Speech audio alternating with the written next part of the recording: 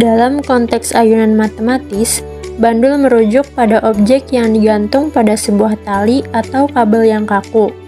Bandul ayunan matematis terdiri dari massa titik yang dihubungkan ke titik tetap dengan tali atau batang yang ringan dan tak bermassa. Massa titik ini akan berayun di sekitar titik keseimbangannya akibat gaya gravitasi.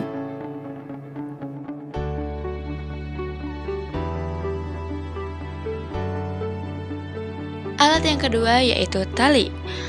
Panjang tali mempengaruhi periode, karena hubungan panjang tali dengan periode bandul berbanding lurus.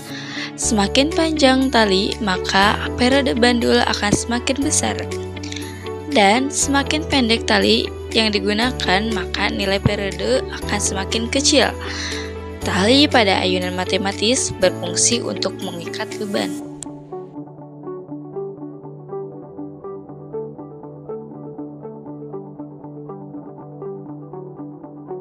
Stopwatch adalah alat yang digunakan untuk mengukur interval waktu dengan presisi tinggi. Dalam pengukuran ayunan matematis, stopwatch mungkin digunakan untuk mengukur waktu yang diperlukan untuk beberapa osilasi. Tetapi itu bukan komponen khusus dari ayunan matematis itu sendiri.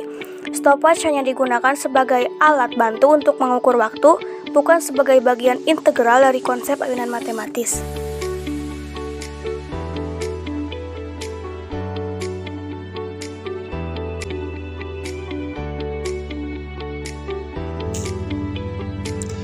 Mistar atau penggaris adalah sebuah alat pengukur dan alat bantu gambar untuk menggambar garis lurus. Penggaris atau mistar dalam ayunan matematis digunakan sebagai alat untuk mengukur panjang tali. Pada ayunan matematis ada beberapa percobaan untuk panjang tali, dari 100 cm sampai dengan 50 cm. Semakin panjang tali yang digunakan, maka nilai periode semakin besar, begitu juga sebaliknya.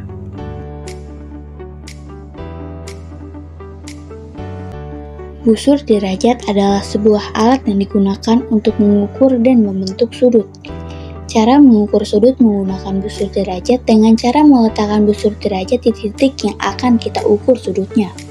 Misalnya, pada ayunan matematis terdapat busur derajat yang menempel pada tiang statis yang digunakan untuk mengukur sudut tali dengan jarak sejauh 30 derajat menggunakan busur derajat.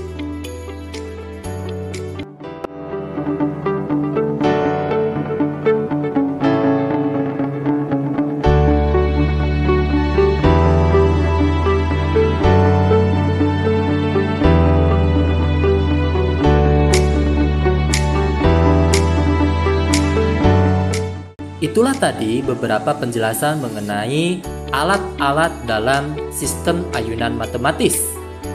Lalu bagaimana cara kerja untuk ayunan matematis ini? Berikut akan saya sampaikan. Yang pertama, gantungkan bandul dengan tali pada tempat yang disediakan. Lalu ukurlah panjang tali mulai dari klem, gabungan sampai pada pusat bola. Simpangkan bola ke kanan atau ke kiri sehingga tali membentuk sudut tertentu terhadap sumbu tegak. Kemudian lepaskan bandul. Ukurlah waktu yang diperlukan untuk melakukan 10 ayunan.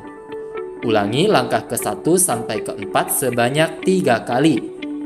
Lakukan langkah-langkah yang sama pada setiap tali dengan panjang yang berbeda-beda. Lakukan perhitungan dari data yang didapatkan. Terdapat beberapa rumus yang digunakan dalam perhitungan, di antaranya nilai rata-rata, ketidakpastian pengukuran tunggal, ketidakpastian pengukuran berulang, ketidakpastian besaran turunan, nilai gravitasi, ralat nisbi, dan kesesuaian.